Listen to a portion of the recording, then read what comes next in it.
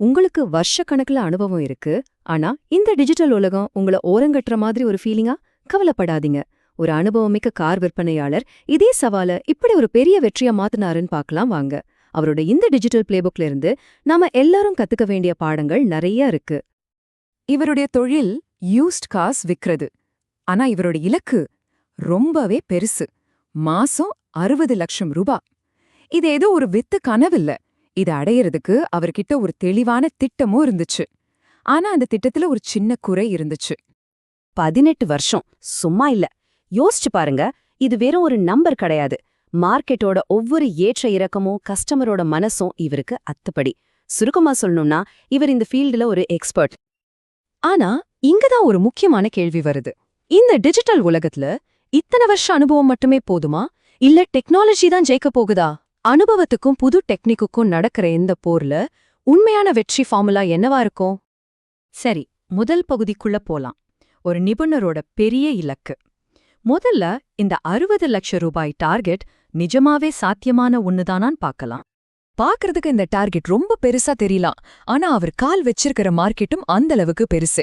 இந்தியாவோட used car market இப்ப அசுர வேகத்துல வளர்ந்துட்டு இருக்கு. சொல்ல போனா இது ஒரு வாய்ப்புகளோட தங்க சுரங்கம். சரியான திட்டத்தோட போனா 60 லட்சம் கூட ஒரு ஈஸியான டார்கெட் தான். இது எவ்ளோ பெரிய வாய்ப்புன்னு பாருங்க. ஒவ்வொரு வருஷமும் 15.5% வளர்ச்சி. அடேங்கப்பா, இது ஒரு அபரிமிதமான வேகம். சோ இவரு சரியான நேரத்துல சரியான மார்க்கெட்ல சரியான இலக்கோட தான் களமிறங்கியிருக்காரு. அடுத்தது பகுதி 2, புதிய டிஜிட்டல் கருவிகள். சரி, அனுபவம் ஒரு பக்கம் இருக்கட்டும். இந்த பெரிய இலக்க அடைய அவர் கையில எடுத்த புதுசா என்னென்ன ஆயுதங்கள் இருக்கு? அவரோட முதல் கருவி வாட்ஸ்அப் பிசினஸ் API. இது வெறும் மெசேஜ் அனுப்புற ஆப்னு மட்டும் நினைச்சிடாதீங்க.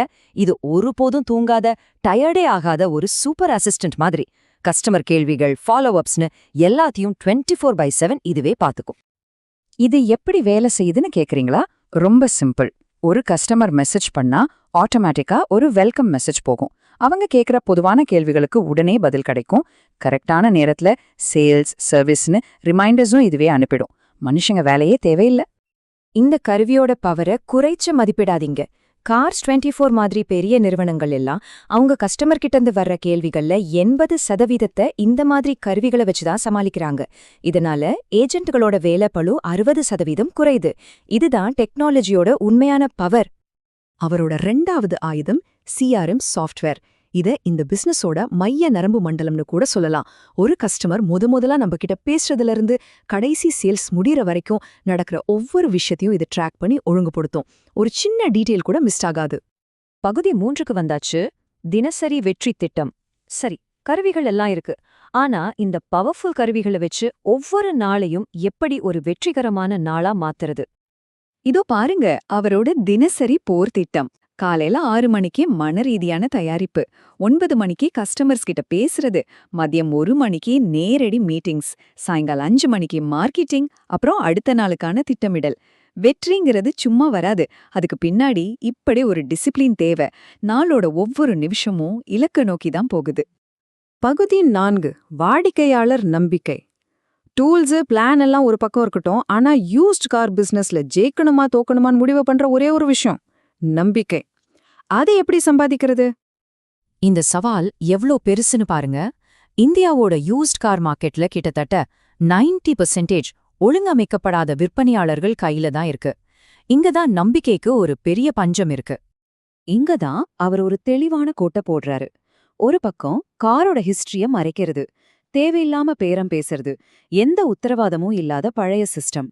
இன்னொரு பக்கம் வெளிப்படையான ரிப்போர்ட்ஸ், மதிப்புள்ள சேவைகள், முழுமையான வாரண்டி சப்போர்ட்டோட ஒரு ப்ரொஃபஷனல் அணுகுமுறை. நீங்களா இருந்தா எதை தேர்ந்தெடுப்பீங்க? நம்பிக்கையோட மதிப்ப நம்பர்ல பார்க்கணுமா? இதோ பாருங்க. நம்ம கஸ்டமர்ஸ வெறும் 5% தக்க வச்சுக்கிட்டாலே போதும், நம்ம லாபம் 95% வரைக்கும் உயருமா? அப்போ நம்பிக்கைங்கிறது வெறும் நல்ல குணம் மட்டும் இல்ல, அது ஒரு செம பிசினஸ் ஸ்ட்ராட்டஜி. நாம இப்போ கடைசி பகுதிக்கு வந்துட்டோம். பகுதி 5, வெற்றிக்கான நவீன கையேடு.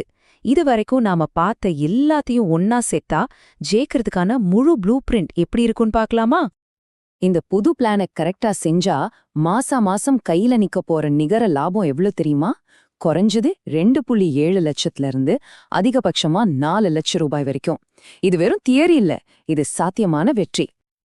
ஆக இந்த முழு வெற்றிக்கும் அஸ்திவாரம் போடுற அந்த 5 தூண்கள் இதுதான். 1 ஒழுக்கமான தினசரி பழக்கம். 2 சக்தி வாய்ந்த டிஜிட்டல் கருவிகள். 3 கஸ்டமர் உறவுகள்ல கவனம்.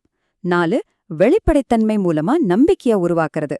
கடைசியா ரொம்ப முக்கியமானது 5 உங்க அனுபவத்தை டெக்னாலஜியோட சரியா இணைக்கிறது. ஒரு விஷயத்த நல்லா ஞாபகம் வச்சுக்கோங்க. இது வெறும் கார் விக்கிறதுக்கான ஒரு திட்டம் கிடையாது.